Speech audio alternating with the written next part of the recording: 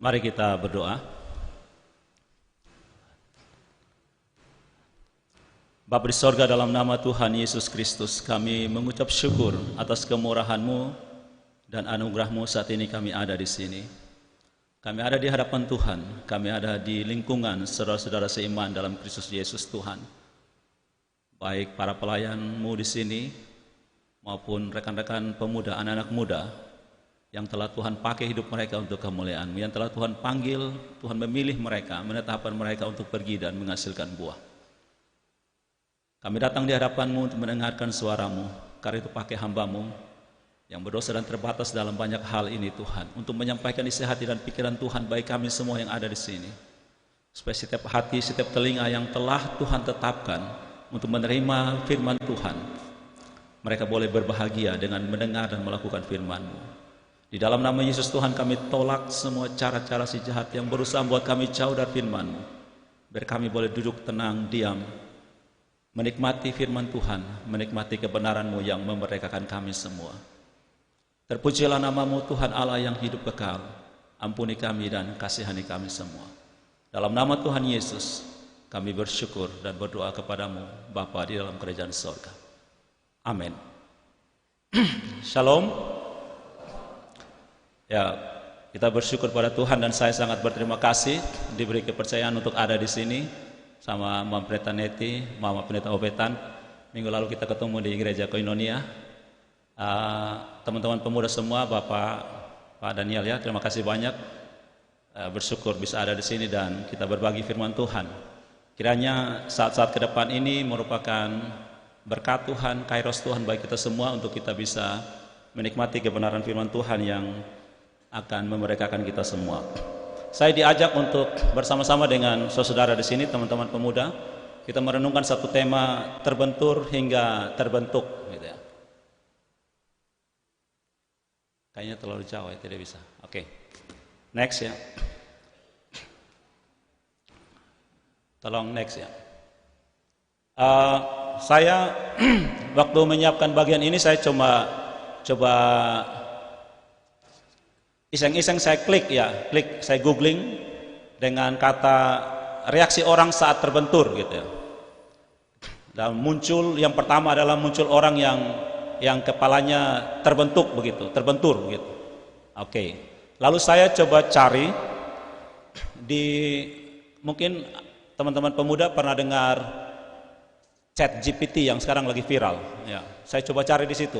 Kira-kira dia paham atau tidak terbentur hingga terbentuk. Dia berikan respon, kayaknya dia kurang paham dengan istilah itu. Oke. Lalu saya coba next cari, saya boleh next di slide. Saya coba ketik, saya googling terbentur hingga terbentuk ya. Apakah Google pernah tahu tidak dengan istilah ini? Ternyata yang muncul di situ, pertama kali adalah sebuah tulisan dari Tan Malaka. Kalau kita pernah dengar Tan Malaka, seorang pahlawan juga kalau tidak salah ya. Dia pernah mengucapkan kata ini ya. Tapi dia, kalau kita punya tema terbentur hingga terbentuk, dia mengucapkan terbenturnya 3 kali. Terbentur, terbentur, terbentur, terbentuk gitu.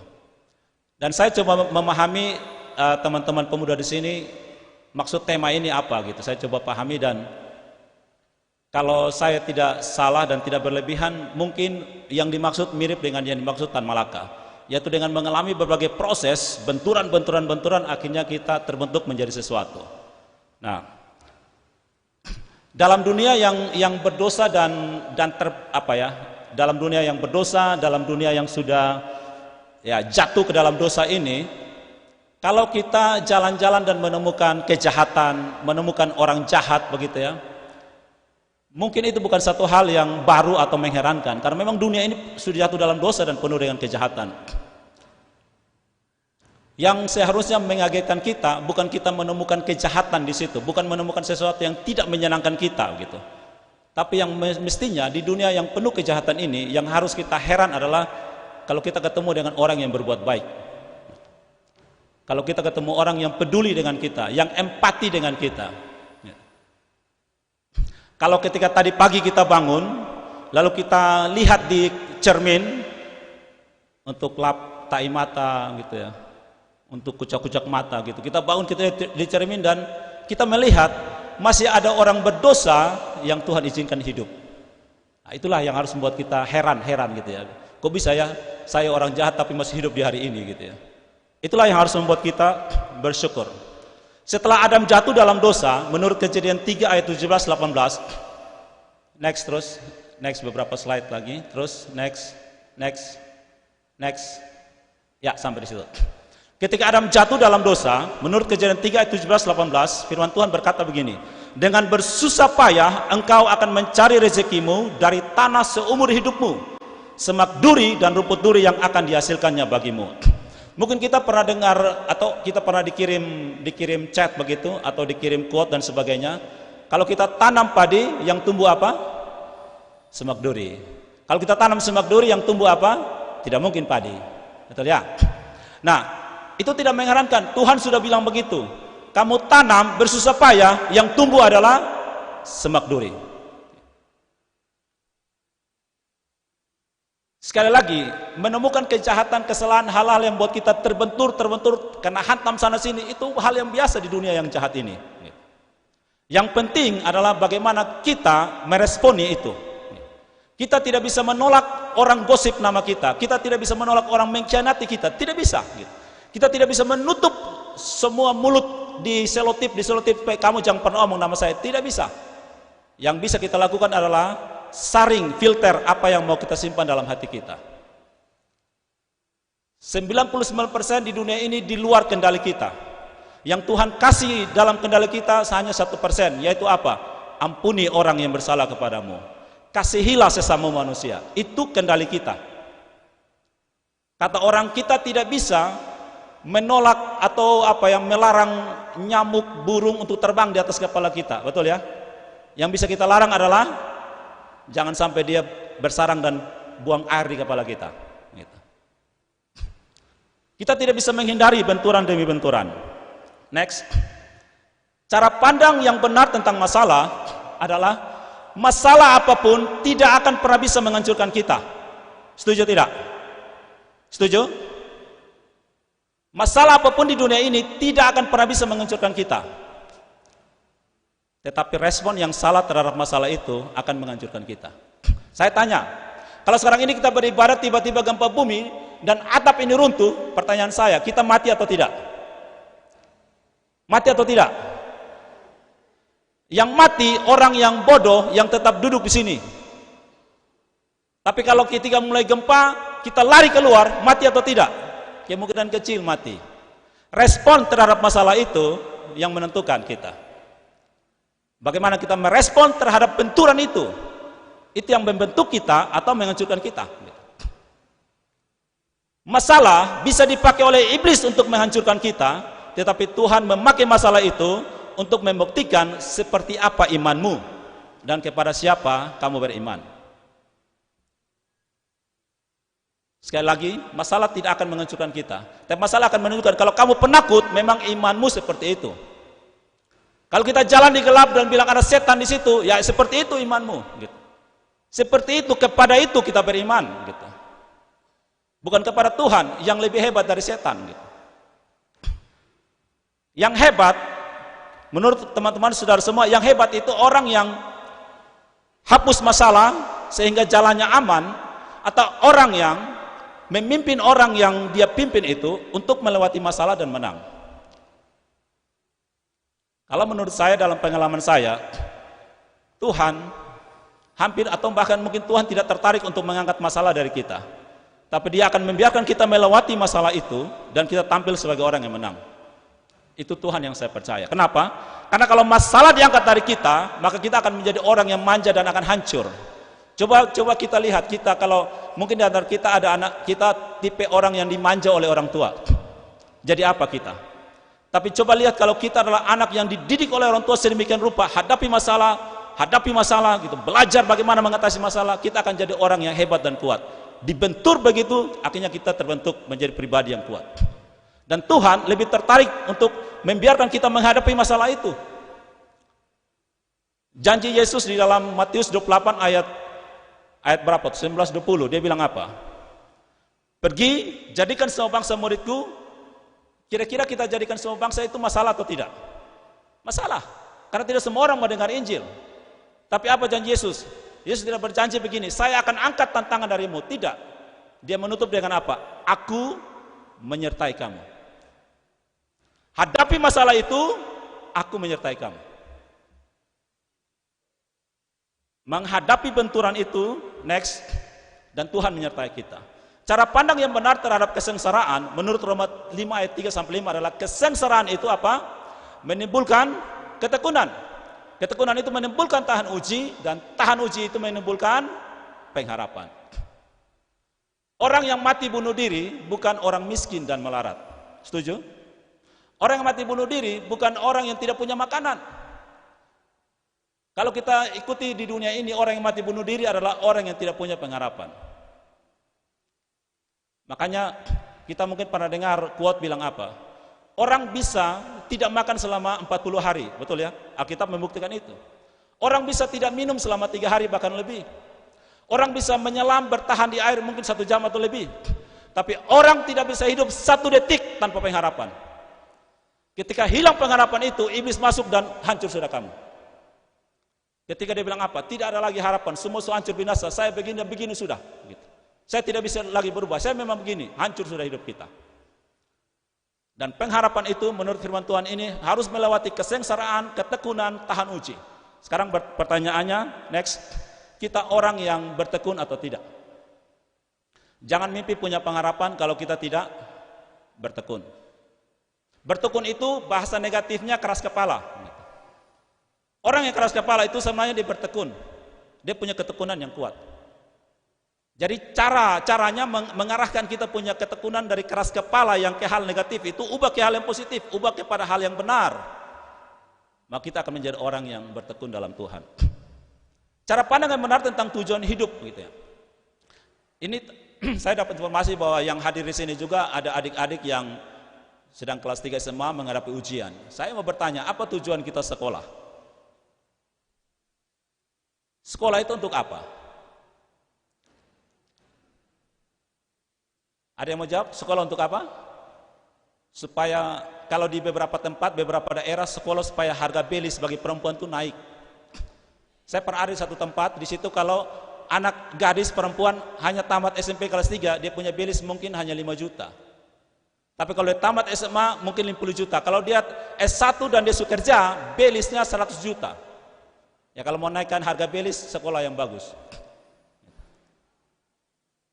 Apa tujuan sekolah? Naikkan harga belis, Pak. Nah, Tuhan pernah izinkan ada di dunia pendidikan. Saya mengamati tentang pendidikan. Salah satu tren, ini saya katakan salah satu, berarti ada hal yang lain. Salah satu tren di dunia pendidikan adalah sekolah itu punya kurikulum, dan kurikulum itu berubah-ubah sesuai dengan tuntutan pekerjaan. Kenapa? Kalau sekolah punya kurikulum tidak cocok dengan lapangan kerja, maka semua lulusan itu tidak bisa kerja. Akhirnya ada kebablasan salah kaprah, kurikulum itu hanya menjadi mesin pencipta tenaga kerja.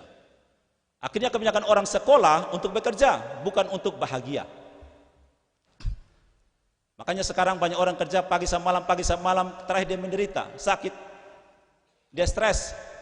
Kerja dapat uang yang banyak, tetapi bermusuhan dengan keluarga, karena tidak punya waktu dengan keluarga. Kerja, tidak punya waktu untuk istirahat. Kalau kita tidak bisa beristirahat, bagaimana mungkin kita bisa bahagia? Kita tertekan dengan pekerjaan, apalagi dengan sekarang sistem online. Kalau dulu tidak online, malam kita tidur nyenyak. Sekarang online jam 11 malam pun berbunyi, rapat sampai tengah malam. Bagaimana kita bisa bahagia? Berarti bagi adik-adik yang masih sekolah, perhatikan baik-baik kamu sekolah untuk apa? Apa tujuan kita sekolah? Kebanyakan sekolah yang saya lihat, sekolah sehebat apapun di dunia ini, kebanyakannya itu hanya menjadikan orang-orang yang pintar, luar biasa pintarnya, tetapi dia hanya sampai kepada mengagumi ciptaan Tuhan. Tapi tidak mengantar anak-anak murid-muridnya itu untuk sampai kepada mengagumi penciptanya. Tidak banyak sekolah yang sampai ke situ. Bahkan sekolah Kristen pun banyak yang tidak sampai ke situ. Hanya untuk mengagumi ciptaan Tuhan, teliti sana, teliti sini, wah hebat, planet-planet hebat. Sampai ke luar angkasa segala, luar negeri, luar angkasa semuanya dia capai, tapi dia tidak ketemu dengan Tuhan. Bahkan di sekolah Kristen pun tidak banyak kurikulum yang membawa anak-anaknya itu untuk mengagumi Tuhan. Tidak banyak, apalagi di sekolah negeri dan sekolah yang lain.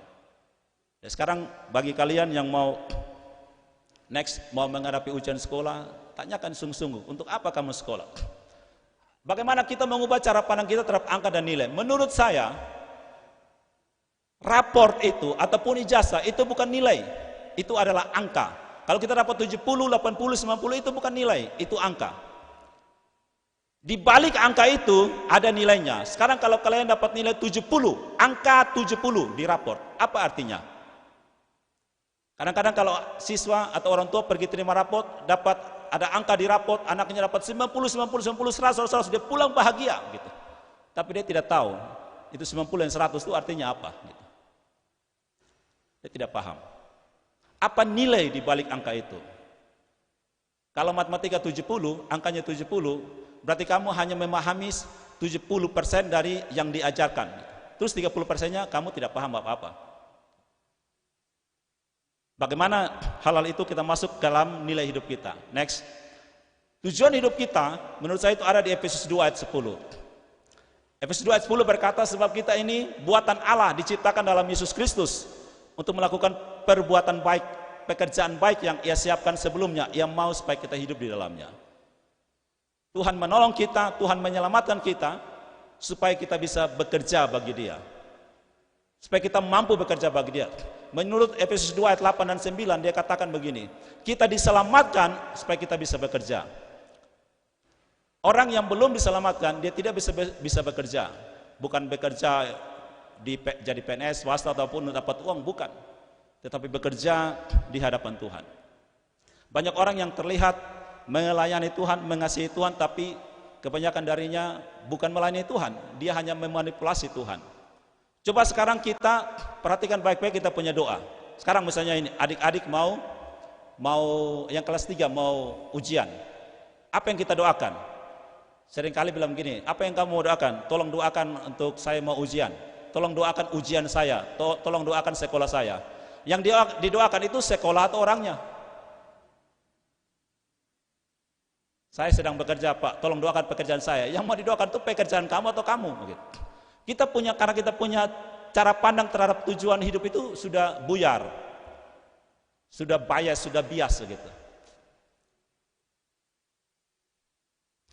Mari kita baca ini ayat yang dipakai untuk kasih ke saya untuk kita merenungkan bersama-sama. Roma 12 ayat 12, 1, 2, 3. Bersukacitalah dalam pengharapan, sabarlah dalam kesesakan, dan bertekunlah dalam doa.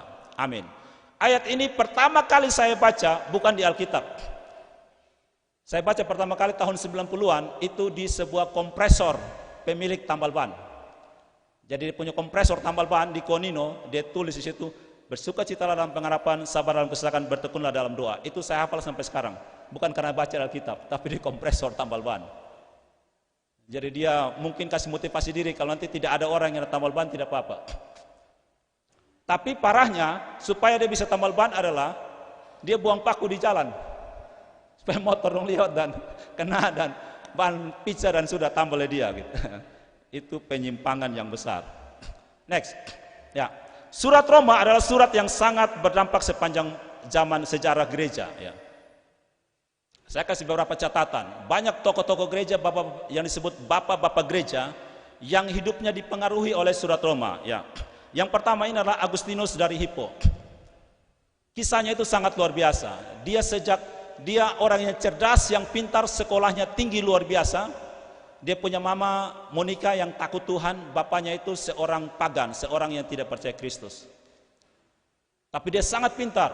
Dari remaja dia sudah hidup apa tuh? Istilahnya kumpul kebo begitu sampai punya anak. Tapi dia punya mama terus doakan dia supaya dia bertobat, supaya dia jadi hamba Tuhan. Sampai setelah dia sudah punya anak dengan satu perempuan tanpa nikah begitu, anak di luar nikah. Lalu dia kasih tinggal itu perempuan dan dia mau menikah dengan satu perempuan gadis yang umur 10 tahun. Tapi di zaman itu perempuan yang boleh menikah kalau umur 12 tahun, dia tunggu sampai 12 tahun baru nikah. Saat mau nikah 12 tahun tidak jadi nikah, dia tinggalkan perempuan karena dia pergi sekolah. Karena dia mau pergi gitu. Lalu sampai satu saat ketika dia lagi ada duduk di taman, Tiba-tiba lagi merenungkan di kehidupan yang sudah kacau balau seperti itu. Lalu didengar ada anak-anak kecil yang bermain di sekitar taman dan menyanyikan satu lagu. Dalam bahasa Indonesia lagu itu bilang begini, ambil dan buka, ambil dan buka, ambil dan buka. Jadi dia seperti, kata-kata itu seperti ucapan ilahi dalam hatinya. Jadi dia ambil, ternyata lihat di sebelahnya dia ada Alkitab. Dia buka Alkitab itu langsung ketemu Roma 13 ayat 13 sampai 14. Yang kira-kira bunyinya bilang begini, perhatikan cara kamu hidup, jangan dalam pesta pora dan kemabukan. Dari situ dia bilang ini perkataan Tuhan, dia bertobat. Kemudian dia sekolah ya seperti sekolah teologi begitu. Lalu akhirnya dia menjadi seorang bishop, menjadi pemimpin gereja. Dan terkenal sampai sekarang. Dan dia dikenal sebagai bapak gereja. Kalimat yang terkenal dia bilang begini, di sini kami tidak membicarakan yang buruk tentang siapapun. Lalu dia katakan, aku percaya supaya mengerti, dan aku mengerti supaya percaya lebih baik. Jadi dulu ada banyak sembohan begini, yang lebih dulu mana? Percaya baru mengerti atau mengerti baru percaya? Nah, orang beribut soal itu. Tapi Agustinus bilang, aku percaya baru aku mengerti. Dan aku mengerti supaya aku hidup, aku percaya lebih baik lagi. Next, kemudian Martin Luther. Martin Luther itu dia melakukan transformasi besar dan dikenal sebagai bapak reformasi gereja karena surat dari Roma. Dia belajar surat Roma dan dia menemukan banyak kebenaran, lalu dia menggerakkan perubahan besar di gereja. Next, yang berikut adalah John Wesley. John Wesley bertobat setelah mendengar orang membaca tulisan dari Martin Luther yang didasari oleh surat Roma. Next, yang berikut William Tyndale. William Tyndale ini orang yang pertama kali terjemahkan Alkitab ke dalam bahasa Inggris. Tetapi konsekuensinya apa? Dia dibakar hidup-hidup. Dia terjemahkan Alkitab ke dalam bahasa Inggris dan setelah dipelajari itu dia katakan surat Roma itu bagian yang paling menakjubkan dari Alkitab. Jadi menurut saya ketika malam ini teman-teman mengajak kita merenungkan dari surat Roma itu bukan hal yang mungkin ya pasti bukan kebetulan. Ada hal yang luar biasa yang Tuhan mau kita pelajari dan saya rekomendasi teman-teman pemuda ambil waktu sepulang dari sini mungkin malam ini atau mungkin besok ambil waktu kamu baca surat Roma dari pasal 1 sampai terakhir. Dalami sangat-sangat luar biasa surat Roma itu. Kita akan dipenuhi dengan kebenaran-kebenaran yang luar biasa yang memerdekakan kita. Next ya. Sekarang kita lihat mengapa Paulus menulis surat Roma ya. Next. Jemaat di Roma itu membutuhkan pelayanan Paulus. Tentunya ini didasari oleh latar belakang dari pribadi Paulus, latar belakang pengetahuan Taurat yang dia punya dan terutama panggilan Tuhan kepada dia untuk memberitakan Injil kepada orang non-Yahudi. Jemaat di sana membutuhkan Paulus. Paulus bukan pendiri gereja di Roma. Karena menurut tulisan dia belum pernah ke Roma. Tapi kenapa dia menulis surat kepada jemaat di Roma? Padahal dia belum pernah ke sana. Tetapi yang dia tulis benar-benar sesuai dengan konteks jemaat di Roma, pergumulan jemaat di Roma saat itu. Tuntunan Roh Kudus bagi dia sangat luar biasa. Dari sini kita belajar kalau Tuhan satu tempat membutuhkan kehadiranmu, Tuhan akan utus kamu ke sana dengan cara apapun. Dengan berdasarkan pengalaman kamu masa lalumu yang Tuhan sudah siapkan, Tuhan akan utus kamu ke sana. Next, keadaan di jemaat Tuhan di Roma itu sangat berat. Saya akan bagikan di dalam cerita 4 periode atau 4 tahapan pembentukan jemaat di Roma atau perkembangan jemaat di Roma. Next, yang pertama, jemaat di Roma yang pertama itu adalah sepenuhnya orang Yahudi. Mereka ini orang-orang hasil Pentakosta, peristiwa Pentakosta pertama di Yerusalem. Membentuk jemaat di Roma yang 100% orang Yahudi. Yang kedua, ketika kehidupan mereka menjadi berkat bagi lingkungan, maka Gentiles atau orang-orang bukan Yahudi bergabung dengan mereka. Mereka tertarik untuk bergabung karena kehidupan orang-orang di Roma. Next. Yang ketiga, sepenuhnya Gentiles, sepenuhnya orang bukan Yahudi. Kenapa? Menurut kesaksian Kisah 18 ayat 2, ketika Paulus bertemu dengan Priscilla dan Aquila, mereka ceritakan kepada Paulus, Kaisar Claudius usir semua orang Yahudi dari Roma, harus keluar. Ada masalah besar di kekaisaran Romawi sehingga mereka benci kepada orang Yahudi, orang Kristen, dan orang Yahudi, orang Kristen harus keluar dari Roma. Sehingga pada saat itu jemaat di Roma 100% Gentiles, 100% orang bukan Yahudi. Nah, next, yang keempat, setelah Claudius mangkat dari kekaisaran Romawi diganti oleh Kaisar Nero. Kaisar Nero karena alasan ekonomi dan bisnis, dia undang kembali orang Yahudi semua kembali ke Roma. Di saat itu jemaat Roma kembali mix, Yahudi dan non-Yahudi. Tapi ada masalah. Nah, ada masalah, saya loncat sedikit next. Karena ambisi dari Kaisar Nero untuk restorasi atau mengganti kota Roma, pada saat itu hampir semua penduduk klaim bahwa Nero lah yang membakar kota Roma. Terjadi kebakaran hebat di kota Roma. Dan penduduk saat itu akui Nero yang bakar kota Roma, karena Nero punya ambisi membangun kembali kota Roma lebih megah dengan gaya Yunani. Nah, ketika orang serang dia, maka dia cari kambing hitam. Seperti kita, biasanya kalau ada masalah kita cari kambing hitam. Padahal yang bikin masalah belum tentu kambing, apalagi yang warna hitam. Padahal kita suka cari kambing hitam.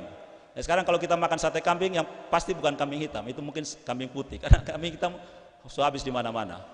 Jadi Nero cari kambing hitam, siapa yang dikambing hitamkan?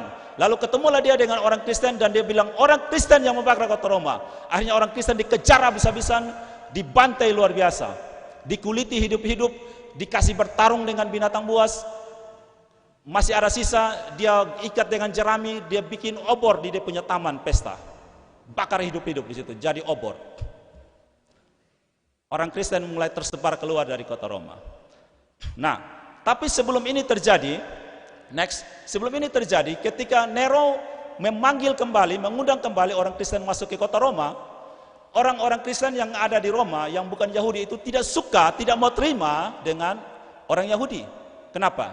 Karena mereka percaya orang-orang Kristen yang diusir saat Claudius itu adalah orang-orang yang dihukum oleh Tuhan. Kenapa dihukum oleh Tuhan? Karena mereka sudah menolak Kristus.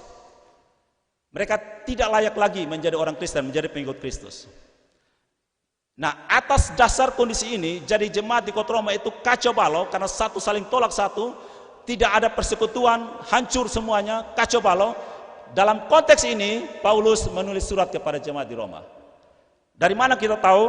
Kita bisa lihat di dalam Roma 11 ayat 1 sampai 5. Mari kita baca. Roma 11 ayat 1 sampai 5. Boleh buka Alkitabnya? Saya tidak tampilkan di layar. Kita baca Roma 11 ayat 1 sampai 5 dalam hitungan ketiga. Teman-teman anak muda, kita yang hadir di sini boleh baca Roma 11 ayat 1 sampai 5. 1, 2, 3.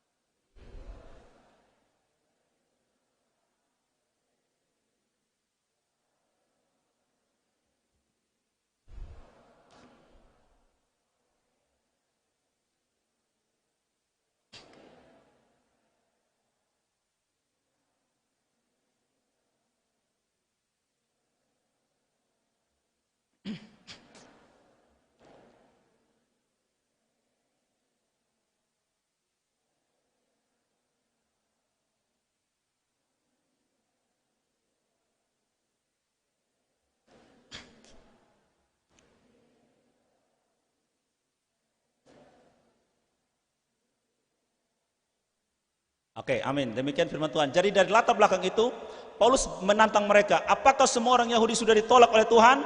Jawabnya tidak, begitu. Lalu kalau kita bisa baca baik-baik dari Roma 11 itu, Paulus kasih gambaran tentang kamu jangan sombong. Karena kamu dicangkokkan kepada pohon zaitun itu, kamu jangan sombong. Karena kalau Allah tidak menyayangkan zaitun asli, kamu yang cadangan itu bisa saja Allah lepaskan. Jadi Tuhan masih memelihara, Tuhan masih menjaga gitu. Dan Paulus kasih contoh tentang Elia ketika dia berkata kepada Tuhan, semua orang telah tinggalkan Tuhan, tinggal aku seorang diri. Tuhan bilang, saya sisakan 7.000 orang yang tidak pernah mencium Baal. Jadi pandangan orang non-Yahudi saat itu, orang Kristen non-Yahudi, mereka pakai prinsip replacement, diganti. Yang Yahudi karena sudah tolak Tuhan, mereka diganti dengan gereja. Begitu. Jadi mereka berkata bahwa Israel itu bukan lagi pilihan Allah. Pilihan Allah itu sudah diganti dengan gereja. Tapi cara pandang Tuhan adalah tersisa. Ada orang-orang yang disisahkan. Gitu. Jadi orang Yahudi tidak ditolak sama sekali. Nah, apakah orang Yahudi semua sudah jatuh demikian? Firman Tuhan katakan tidak. Allah sanggup memulihkan mereka. Dari latar belakang inilah muncul pasal 12. Bagaimana kehidupan mereka untuk terus bersukacita di dalam segala pergumulan mereka, bersabar dalam kesesakan gitu. Bersukacita di dalam pengharapan mereka, dan mereka bertekun di dalam doa. Nah, bacaan kita hari ini, ketika kita mau bersukacita dalam pengharapan, rejoice in hope gitu.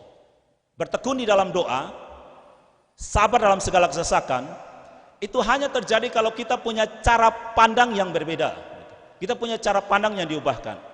Saya ajak kita melihat latar belakang itu pun dari Roma 12 ayat 1 dan 2. Firman Tuhan berkata begini, Roma 12 ayat 1 dan 2. Demi kemurahan Allah, aku menasihatkan kamu supaya kamu mempersembahkan tubuhmu sebagai persembahan yang kudus yang berkenan kepada Allah. Jangan kamu menjadi serupa dengan dunia ini, tapi ubahlah cara berpikirmu. Terjemahan Indonesia kayaknya kurang pas gitu ya. Bukan pembaharuan budi, pembaharuan akal budimu. Transform your mind, change your mind, ubah cara berpikirmu, akal budimu. Ubah itu. Kalau dulu di zaman perjanjian lama, korban itu harus mati, betul ya? Disembelih sampai mati, dibakar. Tapi di dalam perjanjian baru, yang kita korbankan kepada Tuhan apa? Hidup kita. Living sacrifice. Kehidupan kita persembahkan kepada Tuhan. Bukan yang mati, tapi yang hidup. Seluruh hidupmu persembahkan untuk Tuhan. Itu pandangan yang pertama tentang persembahan tubuh. Hidup kita. Yang kedua, persembahkan hidupmu itu apa? Hidup di dalam Kristus. Menurut 2 Korintus 5 ayat 17, jadi barang siapa yang ada dalam Kristus, dia adalah ciptaan baru. Hidup yang baru, persembahkan bagi Tuhan.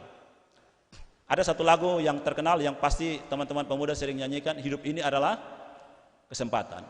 Persembahkanlah hidupmu kepada Tuhan. Jangan tunggu tinggal mau mati baru kamu persembahkan bagi Tuhan. Selagi masih muda, selagi masih kuat, persembahkan hidupmu kepada Tuhan. Tetapi tentunya ini bukan hal yang mudah. Nah, dua ayat ini, Roma 12 ayat 1 dan 2, ini menggambarkan keintiman kita dengan Tuhan, intimasi kita dengan Allah, dan disiplin rohani. Keintiman kita dengan Tuhan terjadi kalau ketika kita mempersembahkan hidup kita kepada Tuhan, dan ketika kita tidak serupa dengan dunia ini. Nah, Roma 12 ayat 2 ini, Roma 12 ayat 12, bersukacita dalam pengharapan, sabar dalam kesesakan, bertekun dalam doa. Ini adalah 3 aspek penting yang menopang relasi kita dengan Tuhan. Kalau keintiman kita dengan Tuhan terjadi ketika kita mempersembahkan seluruh hidup kita kepada Tuhan, seperti dua orang yang mungkin bertunangan atau sudah menikah, kan dia harus mempersembahkan seluruh hidupnya kepada pasangannya gitu. Tidak bisa tidak. Tidak bisa suami bilang kepada istri, ini saya punya gaji tiap bulan, tapi kamu jangan tidur dengan saya. Kamu jangan jalan-jalan dengan saya. Tidak bisa gitu. Mempersembahkan hidup itu menunjukkan keintiman. Yang kedua, cara pikir kita yang berubah itu menunjukkan keintiman. Tidak mungkin kita berjalan bersama-sama kalau kita punya pikiran yang berbeda. Tidak mungkin kita berjalan bersama-sama kalau kita tidak saling mengenal. Nanti yang terjadi adalah jaga orang pun jodoh. Jalan bersama-sama, pas di ujung ketemu pisah. Kenapa? Karena ternyata itu lu orang pun jodoh. Tidak jadi. Mempersembahkan hidup, cara pandang yang berubah, itu menunjukkan keintiman kita dengan Tuhan. Nah, keintiman itu pun ditopang dengan bersukacita dalam pengharapan, sabar dalam kesesakan, dan bertekun di dalam doa. Ini akan menopang relasi kita dengan Tuhan. Kita tidak akan menikmati keintiman dengan Tuhan kalau di dalam pengharapan kita bersungut-sungut, tidak sabaran. Orang yang sumbu pendek. Kemarin saya dengar ada istilah sumbu pendek. Cepat emosi, cepat marah, sedikit marah. Orang yang mudi, tidak bisa. Orang yang tidak bertekun di dalam doa. Masalah terbesar di dalam kekristenan itu bukan tidak tahu firman Tuhan. Senin sampai Sabtu itu tiap hari kita akan baca dengan firman Tuhan, dimanapun kita dengar firman Tuhan. Tapi masalah utama kekristenan adalah ketekunan. Kita orang Kristen tidak suka bertekun. Apalagi sekarang dengan zaman instan, semua kita mau instan habis gitu. Roma 12 ayat 1 sampai 2 berisikan 2 hal penting. Kerjakan dan jangan kerjakan. Do's and don'ts. Kerjakan ini, jangan kerjakan ini. Apa yang kita kerjakan? Persembahkan tubuhmu kepada Tuhan. Itu yang kita kerjakan. Yang tidak boleh kerjakan apa? menjadi serupa dengan dunia ini. Bukankah dalam dunia ini kita sering ketemu itu, ini boleh, ini tidak boleh. Tapi masalahnya kita manusia ini paling suka di area yang tidak boleh. Dilarang kencing di sini, ya sudah kita kencing, nah kenapa? Lu mau larang. Dilarang buang sampah di sini, kami buang sampah, nah kenapa? Ah, itu masalah kita. Suka cari hal. Akhirnya terakhir kita bilang begini, minta maaf kita salah paham. Kenapa kita salah paham? Karena memang paham kita salah.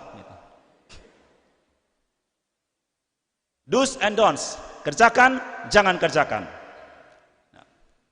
Next ya. Bagaimana supaya kita tidak serupa dengan dunia ini? Transform cara berpikir, cara pandang akal budi kita. Hanya itu bisa, baru kita bisa tidak serupa dengan dunia ini. Selama kita tidak mengubah cara berpikir kita, tidak bisa. Ingat, air mengalir tidak akan lebih tinggi dari mata airnya, dari sumbernya. Tidak akan pernah bisa. Air mengalir selalu di bawah sumber airnya, selalu. Kecuali kita pakai mesin pompa, itu karena teknologi. Mungkin kita pernah dengar orang katakan begini, apa yang kau pikirkan akan menentukan apa yang kau lakukan. Apa yang kau lakukan akan membentuk kebiasaanmu, dan kebiasaanmu membentuk karaktermu. Jadi kalau kita mau mengubah karakter kita mau terbentuk, cara berpikir harus diubah. Ada satu nyong suka merokok, satu kali selama 1 bulan dia tidak merokok. Lalu ada Pak Pendeta datang tanya, wih lu nih bertobat, sudah 1 bulan tidak merokok. Dia bilang, iya Bapak, saya sudah 1 bulan tidak merokok. Tapi dia mau tanya, kenapa lu tidak merokok? Son ada yang kasih rokok na Bapak, doi son ada beli rokok. Itu bukan bertobat. Itu cara berpikirnya masih sama, hanya karena dia lagi tidak punya uang beli rokok, dan tidak ada yang kasih dia rokok selama 1 bulan. Para Tuhan suka kasih tanda-tanda jalan-jalan Tuhan supaya dia bertobat. Cara berpikir kita harus berubah. Ada satu istri bilang pada suami, Bapak ingat, tidak boleh berjudi, tidak boleh mabuk-mabukan, dan tidak boleh merokok. Dia isi pesan dia bapak, dia punya suami. Tidak boleh berjudi, tidak boleh main perempuan, tidak boleh merokok, tidak boleh minum mabuk. Lalu ketika dia keluar dari rumah, dia ketemu dengan satu pengemis. Dia bilang pada pengemis itu, bekasih lu uang, lu main perempuan, mau ke tidak? Tidak Bapak. Nah bekas lu uang, lu merokok? Tidak Bapak. Bekas lu uang, lu mabuk? Tidak Bapak. Bekas lu uang, lu main judi? Tidak Bapak. Lalu dia bawain pengemis dia punya istri. Mama lihat, ini tidak merokok, tidak main perempuan, tidak berjudi. Jadi begini, mau jadi begini kok tidak? Itu cara berpikirnya tidak berubah, gitu ya. Ubah cara berpikirmu, gitu. Ya. Kalau kita mau hidup kita berubah, ubah cara berpikir. Kita yang tadi di awal saya katakan, kita akan terbentur di sana sini. Benturan akan sering terjadi, kita tidak bisa tolak karena dunia ini sudah jatuh dalam dosa dan penuh kejahatan. Tapi kalau kita mau berubah, ubah cara berpikir kita. Nah, ketika kita ada di dalam dunia ini ya, kita menghidupi 2 hal. Benturan itu akan menguatkan kita. Tapi pertanyaan yang penting, kenapa benturan itu terjadi? Menurut Yeremia 17 ayat 9 dan 10 dan Matius 15 ayat 18-19, firman Tuhan berkata begini, hati kita itu begitu liciknya. Saya kasih contoh, beta kasih contoh. Sekarang ini beta berkhotbah di sini, dan misalnya beta lihat teman-teman menikmati bisa ketawa-ketawa. Awalnya ketika beta berdoa mau berdiri di sini berdoa, Tuhan berkati supaya beta menyampaikan firman Tuhan sebagaimana seharusnya. Lalu ketika audiens teman-teman semua menikmati khotbah, lalu hati beta mulai menipu. Lu lihat, lu jago khotbah, lu omong bagus, orang mulai tergiur, orang senang dengan lu khotbah. Hati kita begitu licik. Kalau kita tidak jaga hati baik-baik, hancur. Yesus pernah bertanya kepada orang-orang, apa yang kau pikirkan dalam hatimu? Hati kita ini juga memikirkan apa adanya kita. Dan Yesus katakan, yang menajiskan bukan yang masuk ke dalam mulut, tapi yang keluar. Karena yang keluar itu keluar dari hati yang jahat. Jadi hati itu mesti diubahkan. Makanya ketika Tuhan mau memakai hidup seseorang, ketika Tuhan mau memakai kamu anak-anak muda, pertama kali Tuhan akan bereskan kamu punya hati. Ketika Tuhan bereskan kamu punya hati yang berdosa, pasti kamu akan merasa tidak nyaman. Beta kasih contoh begini, kalau kalian punya kaki luka, lalu bawa ke perawat kah, dokter kah, puskesmas kah, lalu diobati.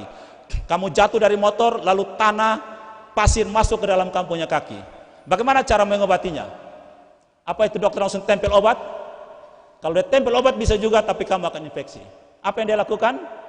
Dia akan cungkil keluar itu tanah dan pasir. Ketika cungkil keluar tanah dan pasir, sakit tidak? Sakit. Ketika Tuhan mau bentuk kamu, Dia izinkan kamu alami benturan demi benturan untuk kamu dibentuk. Tidak mungkin pembentukan tanpa benturan di dunia yang jahat ini. Tidak mungkin. Karena itu cara pandang kita terhadap benturan itu sangat penting. Hidup ini hidup yang seperti ini, yang dibentuk itu tidak mudah. Sangat tidak mudah dan bisa saja mustahil terjadi kalau kita tidak menerima kemurahan Allah. Apa itu kemurahan Allah? Gitu ya.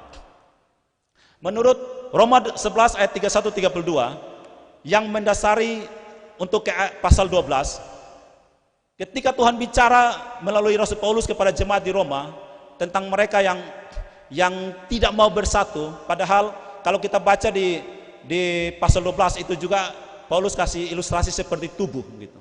Kita satu tubuh banyak anggota, kita berbeda-beda tapi kita satu tubuh. Menurut Roma 11 31-32 dia bicara tentang kemurahan Allah. Demikian juga mereka sekarang tidak taat, supaya oleh kemurahan yang telah kamu peroleh, mereka juga akan beroleh kemurahan. Kita hanya mungkin taat datang kepada Tuhan kalau kita mengalami kemurahan Allah. Apa itu kemurahan Allah? Untuk membantu kita memahami kemurahan, saya bandingkan dengan keadilan. Apa arti keadilan? Keadilan artinya kamu menerima apa yang setimpal dengan perbuatanmu. Betul? Itu adil. Tapi apa itu kemurahan? Kemurahan artinya kamu menerima sesuatu yang tidak pantas kamu terima. Kamu harus dihukum mati karena kamu punya dosa, tapi kamu dibebaskan karena kemurahan Allah. Itulah kemurahan. Kita sulit untuk memahami, memiliki cara pandang yang benar, tapi karena kemurahan Allah kita bisa dapatkan. Makanya Roma 12 ayat 1 dia bilang begini, demi kemurahan Allah aku nasihati kamu. Demi Allah yang bermurah hati supaya kamu memiliki hidup yang benar, saya nasihati kamu. Persembahkan tubuhmu kepada Tuhan. Persembahkan hidupmu kepada Tuhan. Tanpa kemurahan, kamu tidak bisa apa-apa. Kita ini sebagai anak-anak Tuhan, orang Kristen, sekarang kita sedang peringati Minggu Sengsara. Kita hidup di dalam dua hal, kemurahan dan anugerah. Kemurahan itu artinya kita tidak menerima apa yang pantas kita terima, tapi anugerah itu artinya kita menerima sesuatu yang kita mau usaha dengan apapun kita tidak mungkin bisa dapatkan. Kita hidup dalam anugerah dan kemurahan Allah. Nah, inilah alasan mengapa kita harus hidup dalam bersukacita, dalam sabar, dalam kesesakan dan bertekun di dalam doa. Karena kita sudah menerima kemurahan Allah. Sesuatu yang mustahil kita lakukan, tetapi kita bisa mendapatkannya. Kekristenan kita terlihat bukan ketika kita sedang seperti tadi misalnya ada kakak yang memimpin pujian di sini, saya yang berkhotbah di sini, teman-teman adik-adik semua datang beribadah.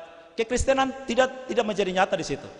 Tapi kekristenan menjadi nyata ketika di dalam pengharapan kita tetap bersukacita. Apa arti berharap? Berharap artinya belum punya. Kalau kita sudah punya kan kita tidak perlu berharap lagi. Jadi bagi yang sudah punya pacar, yang sudah punya suami istri, jangan berharap punya satu lagi. Itu bukan pengharapan, itu namanya cari hal. Hal ada diam baik-baik kamu cari. Nah. Kita berpengharapan belum ada, tapi kita tetap bersukacita. Itulah orang Kristen. Di dalam kesesakan, kondisi yang tidak enak, tidak nyaman, kita tetap sabar. Sumbu tetap panjang, jangan sumbu pendek. Itulah orang Kristen. Di dalam pergumulan hidup, kita tetap berdoa. Itulah orang Kristen. Saya yang berkhotbah di sini saat ini, atau mungkin bagi saudara yang sering berkhotbah, ada kadang-kadang jemaat atau anak-anak begitu kagum melihat pengkhotbahnya luar biasa. Tapi ketika dia tinggal itu pengkhotbah 1 minggu, dia bilang omong kosong itu semua. Kalau mau tahu cara hidup itu, datang dan lihat. Makanya ketika Andreas dan yang lain murid Yohanes tanya kepada Yesus, Guru di mana kamu tinggal? Apa kata Yesus? Come and see. Datang dan tinggal dengan saya. Makanya mereka tinggal beberapa hari, lalu setelah tinggal beberapa hari, Andreas pulang dan kasih tahu Petrus, kami telah menemukan Mesias. Ketika hidup berjalan bersama dengan orang itu, baru kamu tahu dia Kristen atau bukan. Jangan jatuh kepada fenomena kekristenan. Hidup berjalan dengan orang itu, baru kita tahu sebenarnya dia itu serigala atau domba. Nah, saya tutup dengan bagian ini, teman-teman saudara semua. Kisah hidup Musa. Ya. Musa itu, kalau saya merenungkannya, Musa hidup dalam 3 periode. Semoga ini menjadi bekal bagi teman-teman muda, anak-anak muda, adik-adik, ketika kalian menggumuli hidup kalian sekarang. Musa hidup dalam 3 periode, 3 kali 40. 40 tahun dia hidup di istana Firaun. 40 tahun dia hidup di padang gurun, 40 tahun dia lewati padang gurun itu kembali. Musa punya 2 saudara, Harun dan Miriam. Pertanyaan saya, kenapa yang dipercayakan oleh Tuhan itu Musa, bukan Harun atau Miriam? Bukankah Harun itu Musa punya kakak? Kenapa bukan kakak sulung, kakak pertama yang pergi, tapi Musa? Satu, untuk Tuhan sudah tetapkan bahwa Israel keluar dari Mesir tanpa peperangan senjata. Itu ketetapan Tuhan. Orang yang bisa bernegosiasi, yang bisa berdiplomasi. Harun dan Miriam tidak cocok, karena Harun dan Miriam tidak hidup dalam istana Firaun. Diplomasi, negosiasi harus tahu tentang politik Mesir, budaya Mesir, kehidupan sosial di Mesir, harus paham. Dan Musa orang yang tepat. Yang kedua, Musa karena dia bunuh orang Mesir, dia takut Firaun, dia lari. Dan Musa sudah hidup 40 tahun di padang gurun, dia kuasai betul bagaimana susah senangnya tinggal di padang gurun, bagaimana keadaan di sekitar Gunung Sinai, karena Tuhan memerintahkan mereka harus beribadah di Gunung Sinai. Musa sudah alami itu. Jadi Musa orang yang tepat untuk memimpin bangsa Israel keluar. Apa pesan yang pertama? Masa lalu apapun kamu, Tuhan bisa pakai untuk kebaikan hari esok. Tuhan tidak pernah sia-siakan masa lalu kita. Saya sering ceritakan cerita ini. Tahun 2000 saya nonton pemilihan Miss Universe 2000-2001. Dia punya pertanyaan, kan kalau mereka pemilihan Miss Universe itu, pertanyaan pamungkasnya adalah mereka tarik undian, ketemu pertanyaan apa itu dijawab saat itu juga. Pertanyaan pamungkasnya begini, kalau kamu bisa kembali ke masa lalu, apa yang kamu lakukan? Ada 2 nominator, yang satu dia bilang begini, kalau saya bisa kembali ke masa lalu, saya akan ubah masa lalu saya menjadi lebih baik.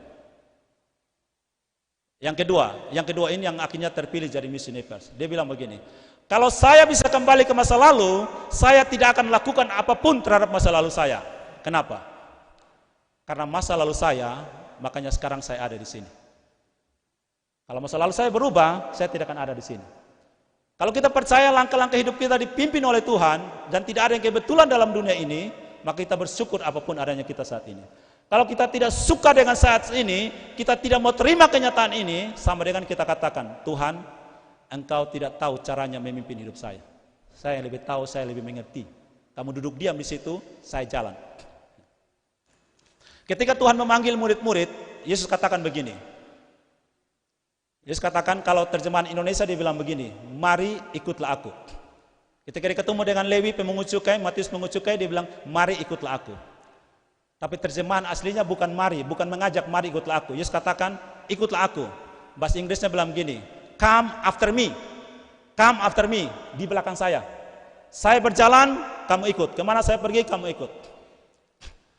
Makanya ketika di dalam Matius 16, ketika Yesus bertanya, menurut kamu siapakah aku? Lalu Petrus bilang, engkau adalah Mesias, anak Allah yang hidup. Apa respon Yesus? Itu perkataan dari Bapakku di surga, bukan dari kamu. Engkau, Yesus katakan, engkau adalah batu karang, Kefas. Di atas kamu aku bangun jemaatku. Setelah itu, waktu Yesus katakan, anak manusia akan diserahkan, disalibkan, dikuburkan, mati dan bangkit pada hari ketiga, apa respon Petrus? Dia tarik Yesus, lalu dia bilang apa? Sekali-sekali itu jangan terjadi padamu. Lalu apa jawab Yesus? Kalau bahasa Inggris bilang, bahasa Indonesia terjemahan begini, enyahlah iblis gitu. Tapi terjemahan aslinya bahasa Inggris dia bilang begini, get behind me. Kamu di belakang saya. Jangan coba-coba atur langkah-langkah saya. Seringkali kita berusaha mengatur Tuhan. Tuhan, ini terlalu susah, benturan ini terlalu keras. Tidak bisa Tuhan, ada soal yang lebih mudah ke Tuhan. Yang mudah gitu Tuhan bilang, get behind me. Kamu di belakang saya jalan, kamu ikut. Setapak demi setapak, kamu ikut saya. Jangan coba-coba atur saya. Ya kita bersyukur apapun yang Tuhan percayakan dalam hidup kita. Ikut jalan bersama dengan Tuhan. Yang kedua, terbuang sama dengan jalan keselamatan. Apa maksudnya? Kita lihat waktu Musa, setelah dia dilahirkan, pada saat itu ceritanya Firaun bilang setiap anak laki-laki orang Ibrani lempar ke sungai Nil. Amram dan Yokebed, mamanya Musa dan bapaknya Musa, memilih sembunyikan Musa selama 3 bulan. Pada bulan yang ketiga dia tidak bisa lagi sembunyikan. Lalu apa yang dia lakukan? Dia lempar ke Sungai Nil, tapi dengan cara apa? Bikin peti pandan, taruh dengan tel, lalu biarkan terhanyut oleh Sungai Nil. Mungkin kalau Musa mengerti saat itu, dia bertanya, kenapa saya dibuang? Kenapa saya tidak tinggal dengan keluarga saya? Kenapa ini bapak dan mama pilih kasih saya? Apakah saya anak tiri kok? Kenapa saya seperti ini? Kenapa di sekolah guru ke pilih kasih? Mungkin saya yang paling bodoh kah? Gitu. Ada yang tidak lebih baik kah? Atau saya paling bodoh, paling jelek di ini kota kok? Gitu. Kita merasa kita seperti dibuang, tapi sebenarnya terbuang itu adalah jalan keselamatan bagi Musa. Jalan di mana Tuhan memakai dia punya hidup untuk nanti dia harus sampai ke istana Firaun, melewati keterbuangan itu. Sama juga dengan Yunus. Ketika Yunus mau lari dari Tuhan, ini yang adik-adik teman-teman pemuda hati-hati. Tuhan suruh jalan dari atas, Yunus tidak mau. Akhirnya Tuhan bilang begini, memang lu tetap akan ke Niniwe, kalau lewat jalan darat lu tidak mau, lu lewat dasar laut. Lalu ketika mereka buang Yunus ke dalam laut, firman Tuhan katakan begini, atas penentuan Tuhan, datanglah ikan besar. Ikan ketika menelan Yunus, itu adalah keselamatan bagi Yunus. Makanya di dalam perut ikan, dalam Yunus 2, dia berdoa, terima kasih Tuhan untuk keselamatan yang dapat. Kadang-kadang benturan-benturan, kita merasa dibuang, kita merasa dienyahkan, kita merasa tidak dianggap, itu adalah pembentukan Tuhan bagi kita. Kita lihat Yusuf. Yusuf umur 17 tahun dapat mimpi akan jadi orang besar. Tapi apakah itu terjadi saat itu? Tidak. Yang pertama yang terjadi pada dia apa? Benturan yang pertama, dia dibenci oleh dia punya saudara. Benturan yang kedua, dia dibuang ke sumur. Benturan yang ketiga, dia dijual ke orang Midian. Benturan keempat, dia dibeli oleh Potifar. Benturan kelima, dia masuk penjara. Baru dia naik ke surga. Naik ke surga bukannya ke istana Firaun. 13 tahun dia mengalami benturan yang luar biasa. Kalian benturan berapa tahun? Abraham benturan berapa tahun sampai dapat Ishak? 25 tahun. Kalian mungkin ada yang belum sampai 25 tahun. Abraham sudah 25 tahun. Dibentur begitu rupa. Adik-adik tahu pegas, tahu? Kalau ketong tekan pegas, kalau tekan hanya 1 cm, dia loncat berapa meter? Ya, mungkin jatuh di situ, betul ya? Kalau bosong tekan dengan segala macam tenaga luar, tenaga dalam, tekan sampai dia rata dengan tanah lalu lepas yang tiba-tiba, dia terlempar berapa meter? Jauh. Kalau hidupmu mengalami benturan begitu keras, berarti kamu akan loncat tinggi sekali. Tekanan yang begitu keras itu akan membuat kamu loncat lebih tinggi. Tapi kalau kamu tidak menerima tekanan itu, mungkin kamu akan jadi pemimpin, tapi setelah jadi pemimpin kamu akan korupsi. Karena kamu tidak dibentuk begitu baiknya. Kamu menolak segala pembentukan, kamu akan naik tinggi, tapi kamu akan jatuh. Seorang penulis Kristen, John Maxwell, dia bilang begini, karisma itu sesuatu yang Tuhan taruh dalam diri kita, kemampuan-kemampuan. Karisma bisa membawa kamu sampai di titik puncak, tapi hanya karakterlah yang bisa membuat kamu bertahan di situ. Karakter itu tadi ya, karakter itu oleh apa? Apa yang kau pikirkan, apa yang kau lakukan, membentuk kebiasaanmu, membentuk karakter. Jadi karakter itu yang menolong kita untuk tetap setia. Yang terakhir, menyerahkan sama dengan mendapatkan. Ini Yokebed. Setelah dia sudah melepaskan Musa di Sungai Nil, lalu Musa punya kakak Miriam, lihat ini apa yang terjadi dengan adik. Dari cerita Alkitab, kita tahu putri Firaun ambil itu peti, lalu dilihat ada anak Ibrani, Miriam datang tawarkan kepada dia, maukah engkau saya cari inang pengasuh untuk menyusui anak ini? Putri Firaun setuju dan Yokebed mendapatkan kembali Musa. Yokebed untung 2 kali, Yokebed maka muntar. Gitu. Jadi kalau kamu menyerahkan sesuatu kepada Tuhan, percayalah Tuhan janji. Jikalau karena Injil, karena namaku, kamu meninggalkan segala sesuatu, janji firman Tuhan, kamu akan mendapatkan berkali lipat. Menyerahkan untuk Tuhan, kata firman Tuhan, barang siapa yang mempertahankan nyawanya, dia akan kehilangan nyawanya. Tapi barang siapa menyerahkan nyawanya, dia akan mendapatkannya kembali. Jikalau Tuhan minta masa mudamu, serahkan kepada Tuhan, serahkanlah. Saya jamin dalam nama Yesus, kamu tidak akan pernah menyesal. Setidak-tidaknya saya saksi hidup dalam diri saya. Menyerahkan hidupmu kepada Tuhan, kamu tidak akan menyesal. Tapi yang pasti kamu akan menghadapi benturan. Kenapa? Karena Yesus bilang, barang siapa mau ikut aku, yang pertama apa? Menyangkal dirinya, memikul salibnya setiap hari, dan mengikut aku. Kiranya Tuhan berkati kita semua, mari kita berdoa. Bapa di sorga, kami bersyukur untuk kasih karunia-Mu bagi kami. Engkau telah memimpin kami di dalam pemberitaan firman Tuhan ini. Kiranya nama-Mu dipermuliakan sampai selama-lamanya. Terima kasih Tuhan. Dan saat ini saya tergerak hati, bagi setiap adik-adik yang mau didoakan, boleh angkat tangan di tempat. Bagi kalian yang mau didoakan, mau menyerahkan hidupmu kepada Tuhan, kamu setelah mendengarkan firman Tuhan ini, kamu tergerak hati untuk menyerahkan hidupmu kepada Tuhan. Supaya Tuhan pakai hidupmu demi kemuliaannya dan kamu akan berbahagia dalamnya. Angkat tangan di tempatnya, di tempat duduk kalian masing-masing, dan saya akan doakan. Bapa di sorga, bagi setiap anak-anakmu yang ada saat ini, yang mengangkat tangan di hadapan Tuhan, mereka tergerak hati untuk menyerahkan hidup mereka kepada Tuhan. Engkau tahu mengerti keadaan hidup mereka, dan kalau Engkau panggil mereka untuk datang kepadamu, untuk Engkau pakai hidup mereka bagi kemuliaan-Mu, mungkin ada hal yang harus mereka buang. Mungkin mereka akan mengalami benturan demi benturan, sesuatu yang tidak menyenangkan. Tapi kiranya Roh Kudus mengubah cara berpikir mereka, untuk mereka menemukan kebenaran di dalamnya, dan dengan itu mereka akan dipakai Tuhan untuk kemuliaan-Mu, dan mereka akan berbahagia. Terima kasih Tuhan, ampuni mereka, kasihani dan tolong mereka semua. Ini kami semua Tuhan, kami menyerahkan hidup kami untuk kemuliaan-Mu, hanya di dalam nama Tuhan Yesus Kristus. Haleluya. Amin.